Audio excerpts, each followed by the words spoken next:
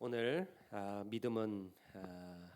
믿음이 너를 구원하였으니라는 제목으로 하나님의 말씀을 같이 나누려고 합니다. 삶을 힘들게 하는 많은 일들이 있습니다. 물질적인 궁핍은 삶을 고단하게 하죠. 많이 가졌다고 해서 다 행복한 것은 아니지만 또 너무 부족한 것도 분명히 우리를 힘들게 합니다. 무엇을 먹고 마시며 입을 것인가는 사실 평생 우리가 감당해야 될 고민거리 가운데 하나입니다. 인간관계도 삶을 힘들게 만드는 것들 중에 하나죠. 마음이 맞지 않는 이들이나 또 힘든 성격을 가진 이들과 함께 가야 하는 길들은 대단히 우리를 어렵게 합니다. 더욱이 그들이 안 보고는 살 수 없는 이들이라면 더욱더 그러합니다. 하지만 그 중에도 우리를 힘들게 하는 것 중에 하나는 바로 육체의 질병으로 인한 고통입니다. 다른 것들은 회복할 수 있지만요. 우리가 그렇잖아요. 사람 때문에 힘들지만 우리는 또 다른 사람으로 위로를 받지요. 물질적으로 바닥까지 떨어졌지만 그러나 하나님께서 다시 세우셔서 더 풍성함을 경험케 하셨던 그런 성도들의 이야기를 저는 많이 알고 있습니다. 하지만 건강은 한번 잃으면 회복하기가 쉽지가 않습니다. 그래서 옛말에 우리가 이런 말을 하잖아요. 물질을 잃으면 조금 잃은 것이요, 명예를 잃으면 많이 잃은 것이요, 건강을 잃으면 전부를 잃은 것이다. 사실은 우리가 나이가 들어갈수록 이 건강이 우리의 삶에 얼마나 중요한지를 너무나 잘 알고 있습니다. 저는 요즘 우리 성도들 가운데 여러 아픈 성도들을 보면서 더욱더 이 귀함을 알게 되고 기도하게 됐어요. 그래서 여러분, 저희가 오늘 한 2주에 걸쳐서 이 말씀들을 나누려고 합니다. 저는 이 육체의 질병이 동시에 우리에게 힘들고 어렵지만 또한 하나님의 역사를 경험하게 만드는 능력이 됨을 여러분 믿으시기를 주의 이름으로 축원합니다. 성경은 육체의 질병이나 혹은 어려움 속에서 하나님을 만나고 자신의 연약함을 깨닫고 하나님의 놀라운 기적을 보았던 이들의 이야기를 기록하고 있습니다. 하나님은 육신의 약함을 통해 하나님을 더욱 의지하도록 하시며 또한 절망적인 상황 속에 놀라운 기적을 행하심으로 하나님께서 살아계시다는 사실을 세상에 전하기도 하십니다. 그래서 오늘 저는 이 말씀을 통해서 믿음은 역사하는 힘이 있다라는 이 주제를 가지고 고치고 치료하시는 주님의 은혜에 대해서 나누려고 합니다. 오늘 본문에는요, 12해 동안 12년 동안 혈루증으로 고통받았던 한 여인의 이야기가 기록되어져 있어요. 혈루증은 쉽게 말하면요, 비정상적인 장기간의 하혈을 말하는 거예요. 그러니까 우리가 정확하게 그 질병의 이름이 무엇인지는 모르겠지만 이 여인이 12년 동안 하혈을 하는데 그 하혈이 그쳐지지 않았다라는 거예요. 그녀의 삶은 완전히 망가져 버렸습니다. 당시의 율법에 의하면 피를 흘린다라는 것은 부정한 일이었어요. 몸이 아픈 게 문제가 아니라 이 여인은요, 모든 사람들에게 부정한 여인으로 취급받았다라는 거예요. 아마 어떤 이들은 그녀가 무슨 큰 잘못 그리고 큰 죄악을 저질러서 그러한 심판을, 그러한 고통을 받는다, 그렇게 이야기하기도 했죠. 그렇다고 해서 이 여인이 자신의 질병에 그냥 손을 놓고 있었던 것은 아니에요. 26절을 보면 이렇게 기록합니다. 많은 의사에게 많은 괴로움을 받았고 가진 것도 다 허비하였으되 아무 효력이 없고 도리어 더 중하여졌던 차에, 다시 말해 자기의 질병을 고치기 위해서 온갖 용하다라는 의사들을 다 만났다라는 거예요. 아마도 효력이 있다라는 온갖 민간의 어떤 요법들도 다 써봤겠죠. 그런데요, 아무런 효과가 없었다는 거예요. 오히려 자신의 질병을 이용하는 나쁜 사람들에게 속임을 당해서 자신이 가진 모든 물질 가상까지도 다 허비하고 빈털터리가 되었다라는 거예요. 병은 낫기는커녕 점점 더 중해졌습니다. 아마도 그녀가 받는 가장 큰 괴로움은 육신의 질병에 대한 고통이 아니라 자기를 속인 사람들에 대한 분노, 그리고 아무리 노력해도 더 이상 할 수 없다라는 절망에서 오는 그러한 괴로움이었을 거예요. 여러분, 이러한 여인의 이야기는요, 사실은 2000년 전 예수님의 하신 이야기 속에만 나오는 게 아니에요. 우리의 삶 속에서도 얼마든지 일어나는 이야기예요. 성도 여러분, 때로 인간의 노력은 우리의 상황을 더 어렵게 만들 때가 있어요. 세상에는요, 아무리 힘쓰고 노력해도 우리가 할 수 없을 때가 찾아오게 됩니다. 저는 코로나로 인해 모든 것을 쏟아부어 차린 식당이 한순간에 문을 닫은 성도를 알고 있어요. 우리 교회 성도는 아니지만요, 아마 우리 교회 가운데도 그런 분들이 있을지는 모르겠습니다. 그분은 정말 자기가 그동안 모든 벌었던 거를 다 노력하고 대출을 받고 해서 식당을 차렸어요. 근데 가게를 차린 지 한 달 만에 코로나가 터졌습니다. 1년 동안 우리가 아는 것처럼 초창기 코로나 처음 찾았을 때 정말 아무 데도 안 갔잖아요. 우리도 병원도 안 가고 밥 먹으러도 안 가고, 지금이야 시간이 지나면서 익숙해졌지만요, 그때는 정말 심각했잖아요. 차린 식당에 1년 동안 정말 파리만 날렸어요. 1년 동안 손해만 보다가 결국 문을 닫고, 그리고 그동안 쌓아둔 모든 것을 다 잃었습니다. 남은 거는 대출밖에 안 남은 거예요. 제가 그분의 눈물을 보면서 얼마나 가슴이 아팠는지 몰라요. 그런 얘기를 하는 거예요. 목사님, 왜 하필이면 지금일까요?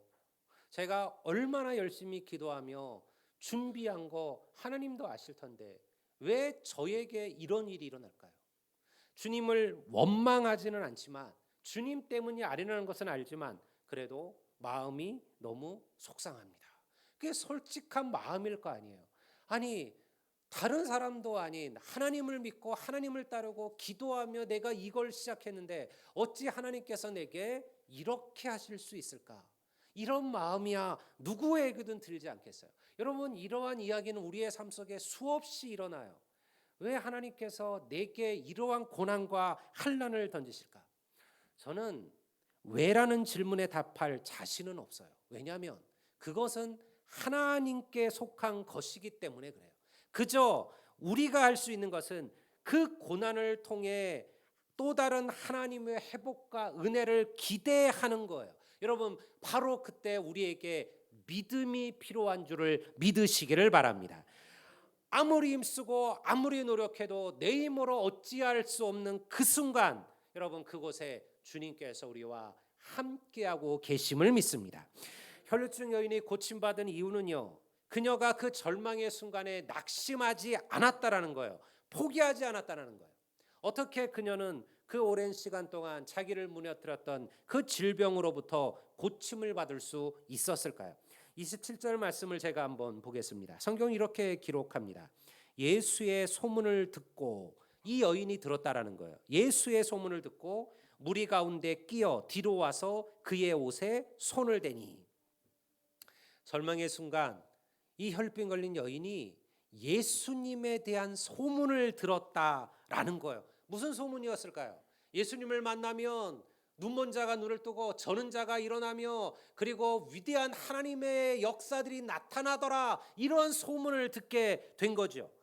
여러분, 그냥 들리지는 않았겠죠. 아마도 누군가가 그녀에게 메시아라는 예수님에 대하여 이야기했을 거라는 거예요. 그녀는 하혈로 인해 부정하다 여김을 받았기 때문에 대중 속에 함부로 다닐 수가 없었습니다. 그것이 그 당시의 율법이었어요. 그러니 그녀가 들은 게 아니에요. 누가 그녀에게 예수님에 대한 소문을 전해 주었다라는 거예요. 아마도 이 여인을 궁일이 여겼던 누군가가 있었을 겁니다. 그리고 그녀에게, 혈루증에 걸린 그 여인에게 메시아라 불리는 예수님에 대해서 전해 주었다라는 거죠. 그리고 그 주님에 대한 소문을 들은 이 여인이 다시 자리에서 일어났다라는 거예요. 여러분, 저는 그것이 말씀의 힘이요 능력임을 믿습니다. 소문은 그냥 소문이 아니에요. 이것은 하나님의 말씀이죠. 하나님의 능력이에요. 오늘 우리 조국의 교회는, 우리 선한열매교회는 이러한 소문이 필요한 줄을 믿습니다. 이 놀라운 주의 복음을 들고 우리가 나아가 곳곳에 주님에 대한 소문을 퍼뜨리셔야 돼요. 이게 전도요, 이게 선교예요. 2000년 동안 교회가 한 게 뭡니까? 바로 이 놀라운 구원의 소문을 퍼뜨리는 일이었어요. 근데 오늘 더 이상 성도들이 이 소문을 전하려고 하지 않는다라는 거예요. 여러분, 아마 성도들이 가장 많이 듣는 두 가지, 목회자의 설교를 통해서 가장 많이 듣는 두 가지 메시지는요, 첫 번째는 뭘까요? 기도하라는 거예요. 또 하나는 뭘까요? 전도하라는 거예요. 근데 요즘은 이거 되게 듣기 싫어해요. 전도라는 거를 뭐 그냥 나만 열심히 다니면 되지. 나도 내 몸 하나 추스리지 못하는, 내 신앙 하나 추스리지 못하는데 내가 무슨 다른 사람들까지? 그리고 세상이 너무 어려웠어요. 너무 복음을 전하기가 강팍한 세대가 된 것은 분명해요. 그럼에도 불구하고 여러분, 이것은 우리가 해야 되는 사명이에요. 때를 얻든지 못 얻든지 힘쓰라 그랬잖아요. 여러분, 전도의 때구나, 이럴 때는 없어요. 지금은 전도할 만할 때구나, 지금은 지금은 될 시간이구나, 이러한 때는 우리에게 오지 않을 겁니다. 사실은 때가 아닌 것처럼 느껴질 때가 훨씬 많을 거예요. 지금은 이런 얘기 할 거 아닐 것 같은데, 지금은 예수님 얘기하면 안 될 것 같은데, 이런 시간들이 우리에게 훨씬 많을 거예요. 그러나 여러분, 그 시간에도 우리는 주의 복음을 전하기에 힘쓰셔야 돼요. 하나님께서 우리와 함께 하실 줄을 믿습니다. 여러분, 교회는요, 이 소문을 통해 지금까지 온 거예요. 소문은 사람을 움직이게 하고 주님께 나아가게 하고, 그리고 복음의 문을 열어 그들로 하여금 믿음의 길로 인도했다라는 거죠. 그러려면 뭐가 필요해요? 이 소문을 전하는 자가 필요한 거예요. 로마서 10장 13절과 14절 말씀을 제가 보겠습니다. 누구든지 주의 이름을 부르는 자는 구원을 받으리라. 그런즉 그들이 믿지 아니하는 자를 어찌 부르리요? 듣지도 못한 이를 믿으리요? 전파하는 자가 없이 어찌 들으리요? 예수의 이름을 부르면 구원을 받는데요. 여러분, 그들이 믿지 않는 자를 어떻게 부를 수 있겠냐는 거예요. 그리고 듣지도 못한 이를 어떻게 믿을 수 있겠냐는 거예요. 전하는 자가 없으면 그들이 어찌 들을 수 있겠냐는 거예요. 그러니 시작은 뭡니까? 시작은 전하는 거예요. 시작은 이 소문을 전하는 거예요. 그래야 하나님께서 그 전하는 자를 통하여 누군가 주의 복음을 듣게 하시고, 그 복음을 들은 자로 하여금 믿게 하시고, 그 믿는 자로 하여금 주의 이름을 부르게 하셔서 우리로 구원의 길에 들어서게 하심을 여러분 믿으시기를 주의 이름으로 축원합니다. 그러니 여러분, 전하는 자가 되십시오. 여러분, 주위에 있는 죽어가는 영혼들, 사랑하는 가족들, 내 친구들 그냥 놔두지 마셔요. 여러분, 그들에게 힘쓰십시오. 때를 찾으십시오. 어떻게든 그들에게 하나님의 복음을 전하려고 힘쓰십시오. 하나님께서 반드시 우리의 입술에, 우리의 말에 능력을 주실 줄을 믿습니다. 어쩌면 이 헐레증 걸린 여인의 이야기에는요, 우리가 이름도 알지 못하는 이 소문을 전해줬던 그 한 사람이 있었기 때문에 이 역사가 시작된 거죠. 10,000명이 모이는 교회도 처음 시작은 2명, 3명으로 시작되는 거예요. 주님의 소문을 전하는 그 2명, 3명이 20명, 30명이 되고, 그 20명, 30명이 여러분 200명, 300명이 되고 2,000명, 2만 명이 되어가는 거예요. 어떤 교회도 처음부터 10,000명의 교회는 없고, 어떤 교회도 처음부터 1,000명의 교회는 없어요. 여러분, 우리 안에 주님의 이 놀라운 구원의 소문을 전하고자 하는 열망이 있다면 하나님께서는 우리 교회도 이러한 놀라운 부흥의 역사를 허락하실 줄로 믿습니다. 중요한 것은요, 이제 이 여인이 이 소문의 이야기를 듣고 결단했다라는 거예요. 그녀가 자리에서 박차고 일어났습니다. 다른 사람이 뭐라고 얘기하든 예수님께 자기의 생명이 달려있음을 이 여인이 알게 되었습니다. 그리고 주님 계신 곳으로 달려갔습니다. 우리가 보기에는 이게 뭐가 어려울까? 이건 대단한 용기와 결단이 필요했습니다. 구약 성경을 보면 월경을 하는 여인들은요, 가족들과 분리되었어요. 그게 구약의 법이었어요. 여인이 월경을 하게 되면 잠시 동안 가족들과 떨어져 있었습니다. 그리고 그것이 끝나야 다시 가족들에게로 돌아왔어요. 그러니까 지금에야 우리가 이해할 수 없는 이야기지만요, 그 시절에는 그게 그러했어요. 피 흘림에 대한 것을 가르치기 때문에 그러한 거죠. 마치 지금의 극단주의 이슬람처럼 율법이 지배하던 시대였죠. 그러니 피 흘리는 여인이 함부로 돌아다니는 것은요, 자신의 문제가 아니라 다른 모든 자들을 부정하게 만드는 거예요. 피 흘리는 여인이 만진, 피 흘리는 여인과 부닥친 사람들이라든가 물건들이랑 모든 것들은요, 부정하다라고 여김을 받았어요. 그렇기 때문에 그들을 격리한 거죠. 그런데 지금 이 여인이 12년 동안 하혈을 했던 이 여인이 지금 목숨을 걸고 사람들 속으로 들어가고 있는 거예요. 이거는 대단한 일이었습니다. 만약 알려지게 되거나 알게 되면요, 이 여인은 아주 큰 곤고를 치러야만 되는 중죄였다라는 거예요. 그럼에도 이 여인이 결단했습니다. 수많은 무리들이 예수님을 애워싸고 주의 말씀을 듣고 있었어요. 그녀도 그곳에 가서 예수님의 말씀을 들었어요. 소문으로만 들었던 그 예수님의 말씀 앞에 이 여인의 마음이 깨어지고 부서졌습니다. 그녀의 심령이 움직였어요. 깨닫게 된 거예요. 아, 이분이 정말로 메시아구나, 구원자시구나, 하나님이 보내신 하나님의 사람이구나, 이것을 알게 된 거예요. 여러분, 그냥 그 여인이 주님께 나간 게 아니에요. 주님 앞에, 주님의 곁에서 주의 말씀을 들으며 그녀의 마음이 변화를 경험한 거죠. 그래서 사람들의 틈을 뚫고 그리고 몰래 주님의 뒤편으로 가서 주님의 옷자락을 만졌어요. 왜 그랬을까요? 왜 그녀는 다른 사람들처럼 주님께, 주님, 내 머리에 손을 얹어 나로 하여금 이 질병에서 고침받게 하소서, 이렇게 이야기하지 않았을까요? 아마 그녀는요, 여러 가지 생각을 했을 겁니다. 그녀는 말 그대로 그 당시로 봤을 땐 부정한 여인이었습니다. 그러니 부정한 자신에게 예수님의 손을 얹어서 자기를 치유해달라는 것을 주님께 말할 수가 없었어요. 왜냐하면 주님도 부정하여질까 그녀가 두려워했다라는 거죠. 그런데 그것보다 더 큰 이유는 뭐냐면요, 그녀가 예수님이 누구라는 사실을 분명히 알게 되었다라는 거죠. 전능하신 하나님의 아들이시라면, 메시아라면, 구원자라면 내가 주님의 옷자락만 만져도 내 병이 나을 것이다 라는 믿음이 그의 안에 있었다라는 거예요. 나 같은 죄인에게는 주님의 옷자락 끝이어도 충분하다, 그렇게 여겼다라는 거죠. 여러분, 12년 동안 고통받은 이 여인을 고친 것은 바로 주님을 향한 이 믿음이었음을 여러분 기억하시기를 주의 이름으로 축원합니다. 그래서 여러분, 성경은요, 믿음의 이야기예요.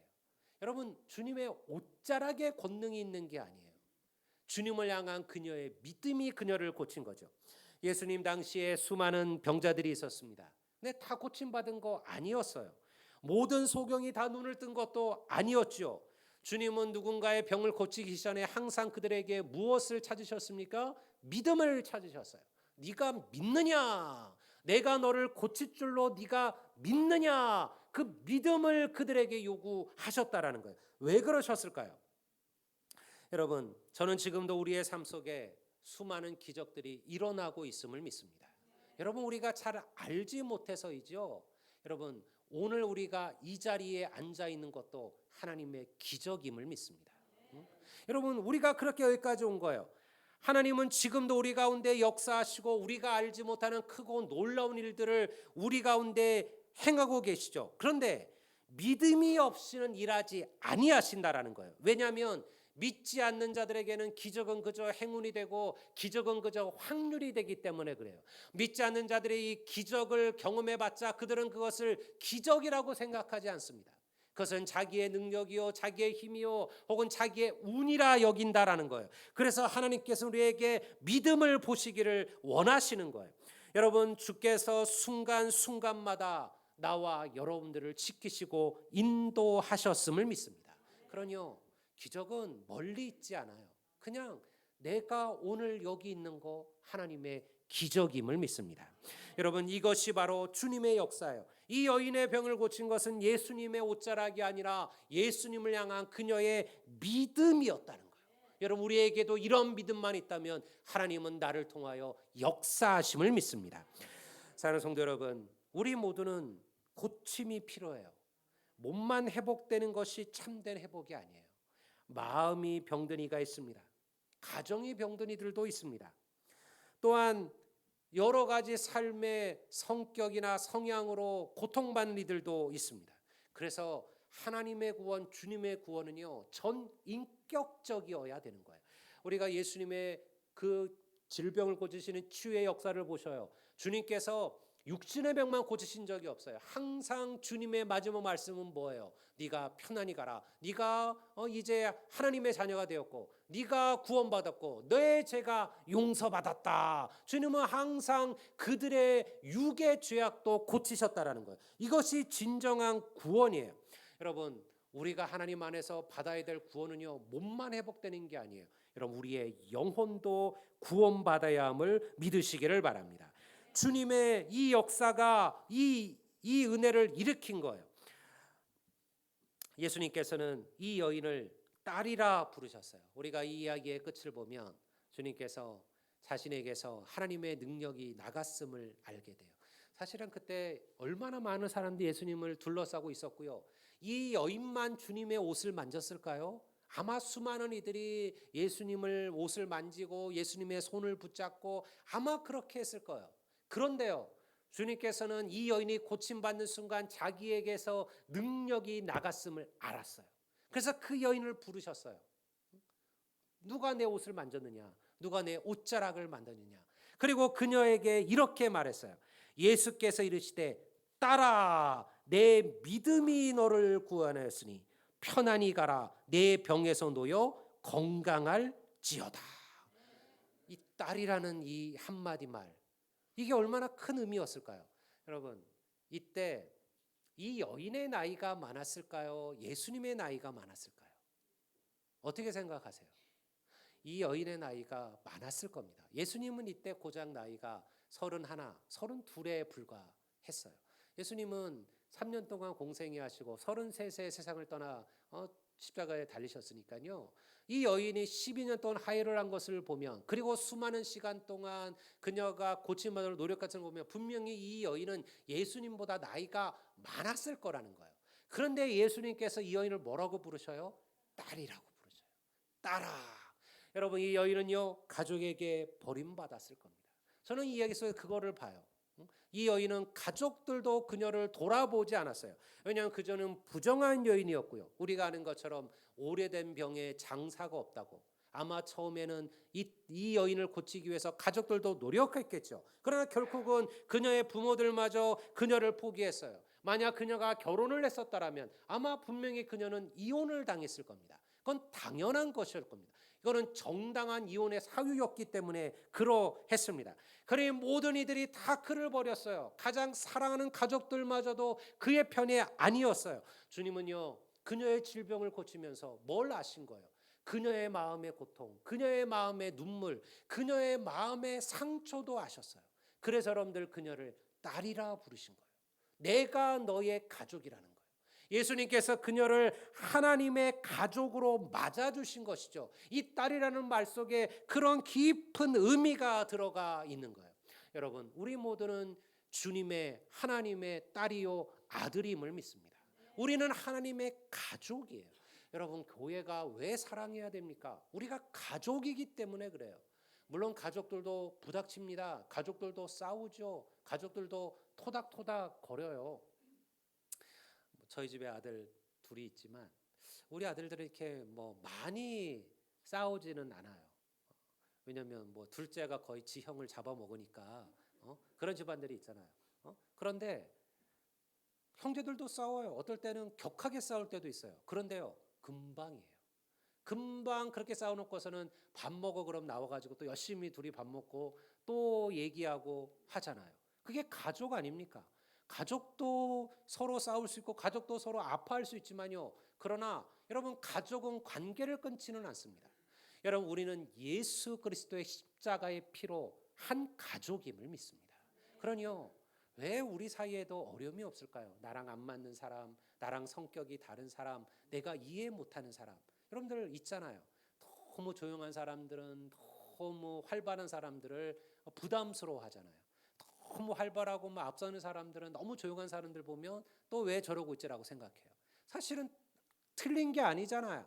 우리의 성격이 다르고 성향이 다른 거예요. 여러분, 교회는 이것을 그리스도 안에서 품어가는 거예요. 우리의 마음을 하나님 안에서 서로 위로하는 거예요. 여러분, 예수님께서 그 여인을 딸이라고 부르셨듯이 여러분, 우리 모든 성도들이 서로에게 자매가 되고 서로에게 형제가 되고 서로의 아버지와 서로의 어머니가 되는 놀라운 하나됨이 넘치기를 주의 이름으로 축원합니다. 사랑하는 성도 여러분, 우리 곁에 이러한 무거운 짐을 짊어지고 가는 성도들이 있습니다. 육신의 질병으로 힘들어하는 이들도 있습니다. 여러분, 혹시 내게 그러한 아픔, 그러한 눈물이 있다면 믿음의 손을 뻗어 주님의 옷자락을 붙드시기를 주의 이름으로 축원합니다.